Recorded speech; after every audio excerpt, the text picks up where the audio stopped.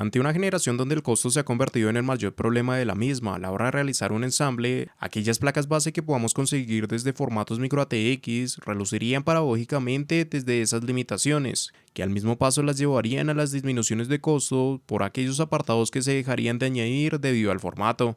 Y desde Gigabyte nuevamente encontraremos la versión micro ATX de una placa como Aorus Elite, que fácilmente se puede destacar frente a esa competencia que le surgiría, y a través de este video te estaré mostrando qué tan buena opción sería la misma desde cada una de esas características a incorporar, y aquellas ventajas y desventajas que se van a establecer para una construcción.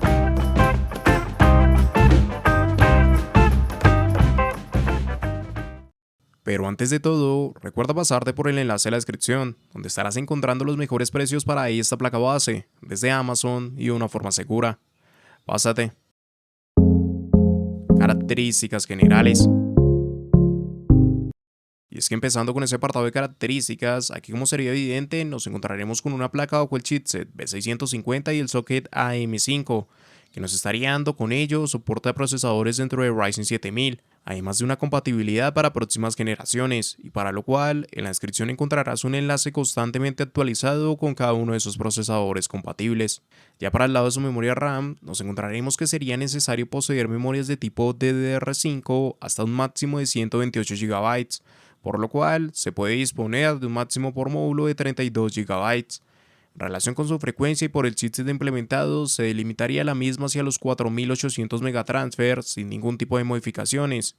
Y ya, si habilitamos sus perfiles ESPO o realizamos modificaciones manuales en overclock, podemos llegar a alcanzar hasta 6666 megatransfer. Si es que nos situamos en su almacenamiento, en este caso contaremos con 4 puertos SATA de 6 GB por segundo, que pueden ser configurados en modo RAID 0, 1 y 10. Adicional a esto encontraremos dos M.2, el principal dentro de estos tendría soporte en PCI Express 5.0, mientras que esta segunda conexión adoptaría soporte en PCI Express 4.0. Para el formato de sus tarjetas, el M.2 principal tendría compatibilidad con tarjetas de formato desde el 25110 hasta el 2280. Para el segundo M.2, esta compatibilidad iría con tarjetas de formato desde el 22110 hasta el 2280. Ya en cuanto a sus puertos de expansión, se nos van a presentar dos PCI Express con formato X16. Ambos contarían con soporte en PCI Express 4.0. Sin embargo, tan solo el principal dentro de estos correría sobre esas 16 líneas disponibles. Para esa segunda conexión se estaría corriendo por 4. Cada una de estas características serían acompañadas con el códec de audio ALC897. Y en conjunto a esos apartados se suministraría la tarjeta de receta 616 de MediaTek, que nos estaría sumando con ello tanto Wi-Fi 6E como Bluetooth 5.2. Y ya, dentro de sus conexiones internas y fuera de un carácter común para el funcionamiento propio del sistema, podemos encontrar una conexión para bombas de agua, 3 conexiones para ventiladores externos, una conexión híbrida que puede ser utilizada tanto para bombas de agua como ventiladores externos, 2 conexiones de tipo ARGB, 2 conexiones de tipo ERGB, una conexión de tipo ERGB para el cooler, un encabezado hacia USB 3.2 de segunda generación por 2 tipo C, un USB 3.2 de primera generación tipo A, dos USB 2.0, una conexión para tarjetas en Thunderbolt, un encabezado TPM y adicional a ello encontraríamos la utilidad de Reset Button, así como también para el lado de las conexiones externas se nos presentarían 4 USB 2.0, un DisplayPort, un HDMI, 5 USB 3.2 de primera generación tipo A, una conexión hacia USB 3.2 de segunda generación tipo C, dos USB 3.2 de segunda generación tipo A, una conexión hacia un RJ45 de 2,5 GB, una conexión para audio óptico, dos conectores de tipo jack, y adicional a esto se destacaría la utilidad de Q Flash Plus Button. Ya por último nos encontraremos con un URM que va a contar con un total de 14 fases de alimentación, siendo una placa de formato micro ATX que perfectamente se puede describir como una de las opciones mejor balanceadas ante estos formatos, sobre todo si tenemos presente la competencia que le surgiría desde otras compañías ante el mismo valor, y donde empezaría a relucir por mejoras generales en esa conectividad inalámbrica, disipación y diseño, que por lo menos ante los modelos de la gama de entrada serían más ausentes, aunque también teniendo presente que ante leves aumentos de ese precio, perfectamente podemos acceder hacia otros formatos de placas, donde las mejoras pueden ser bastante relevantes desde el mínimo aumento en el costo que se puede presentar, y por lo cual, si esta opción no te llega a convencer por las características o precio planteado para la misma, en la descripción vas a encontrar un enlace con más posibilidades en placas base que se van a ajustar mejor a lo que tengas en mente. Entrega de energía. Sobre esta placa debemos tener en cuenta que no estamos hablando de un modelo que precisamente se puede describir como una opción de gama alta. Es por lo mismo que su URM tampoco llegaría a sobresalir de más en el mercado. Total encontraremos que se añaden 14 fases de alimentación, de lo que serían 12 determinadas para su V-Core más 2 para su SoC. De la gestión de cada una de estas tendríamos al controlador central de Infineon XDPE 19203, el cual en realidad tiene soporte para operar de forma directa con 10 fases de alimentación, y debido a esto es por lo cual el diseño por parte de esta placa sería un diseño twin,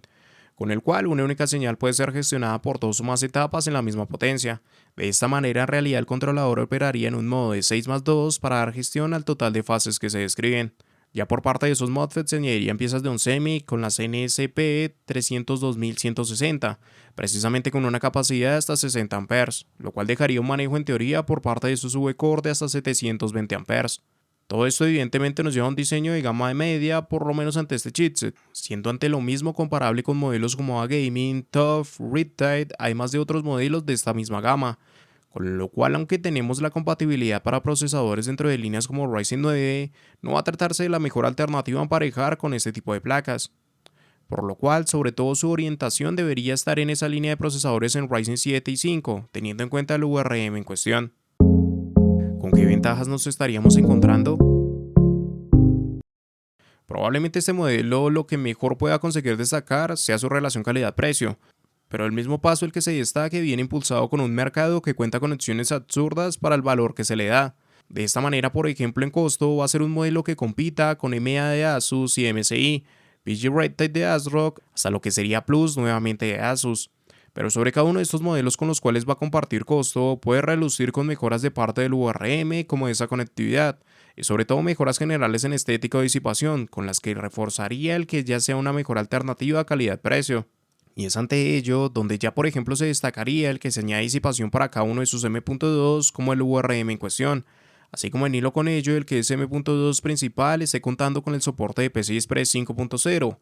Del mismo modo, el estar implementando un reforzamiento en ese PCI Express principal, el que contemos con conexiones para USB tipo C tanto en el backplate como encabezados internos, el que se suministre utilidades como QFlash Plus Button, que de cara a futuro de esas actualizaciones de BIOS sería bastante relevante, hasta lo que sería de parte de esa conectividad a internet, que no solo nos daría el paso hacia un RJ45 de 2,5 GB, sino que también se nos da la posibilidad de añadir tarjetas como RZ616, dando el salto a lo que sería Wi-Fi 6E como Bluetooth 5.2. Y realmente por fuera de eso, lo cierto es que no hay mucho más a mencionar. Probablemente su estética sea lo único adicional a tener presente. Pero nuevamente te diría que lo más importante es que consiga ante el mismo costo destacar esos apartados frente a esas opciones anteriormente mencionadas de una gama de entrada. ¿Con qué desventajas nos vamos a encontrar? Aquí sobre todo mucho de lo que puede jugar en contra ante una placa como estas vendría de parte de aquellas mejoras que no adoptaría por formato. Sobre todo puede repercutir en esa conectividad a falta de por ejemplo una mayor cantidad de M.2 como puertos de expansión, donde en adición la presencia de PCI Express 5.0 puede escalar en varias de esas conexiones. De la misma manera se puede presentar mejoras ante el URM, y es ahí donde por ejemplo opciones como Mortal, que te diría es uno de los modelos a comparar con esa placa, puede dar una mejor representación. Pero realmente dar mención a gran parte de esas mejoras viene de la mano de esos aumentos en el costo, donde en adición veríamos que si continuamos bajo el mismo formato, pero desde mejoras de este tipo, podemos fácilmente llegar a placas como X670 y Gen, donde una mejora en el VRM a gran escala y hasta un tercer M.2 además de Thunderbolt, pero cuesta casi 3 veces más que este modelo. Y aunque parece exagerado el saltar hacia dicha placa para dar mejoras en este formato, lo cierto es que hay muy pocas opciones que mejoren drásticamente con respecto a esta versión micro ATX de Aorus Elite. Ya si damos el salto a ese estándar ATX, sí que por ejemplo la propia B650 Aorus Elite da mejoras relevantes tanto en conectividad con la suma de M.2 como de parte del VRM, mejorando su cantidad de fases y MOSFETs más trabajados, desde lo que por lo menos va a ser un costo cercano. Así que hay bastantes mejoras al ser una placa que levemente se ubica por encima de la gama de entrada y que por ende tiene muchas mejoras a presentar, pero a su vez cada una de estas mejoras viene desde modelos peor balanceados en costo, por lo menos en la actualidad. En conclusión,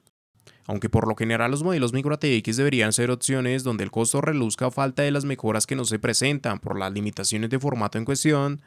ante una generación como esta donde la mayoría de placas, por lo menos tras su lanzamiento, tienen costos absurdos, pues lleva a no precisamente ser opciones económicas a esos modelos micro ATX, Y aún ante ello y estableciendo que el costo de 650M Urus Elite debería estar por lo menos unos $30 por debajo, teniendo en cuenta sus características,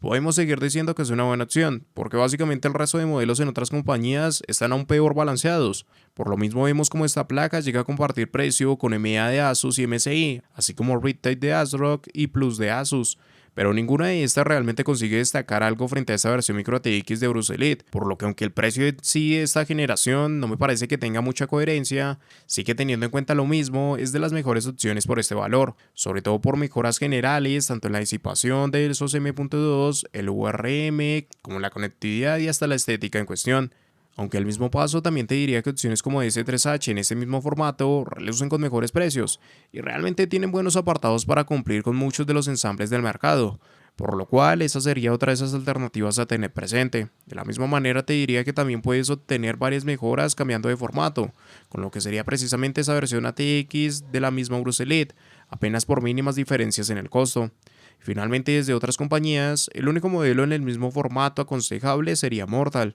si es que queremos mejorar ese URM. Todo esto como otras alternativas también a tener presente, pero nuevamente Urus Elite en esa versión micro ATX es recomendable al tener el mejor balance calidad-precio que se puede dar con respecto a su competencia. Y recuerda pasarte por el enlace de la descripción, donde estarás encontrando los mejores precios para esta placa base, desde Amazon y de una forma segura. Pásate.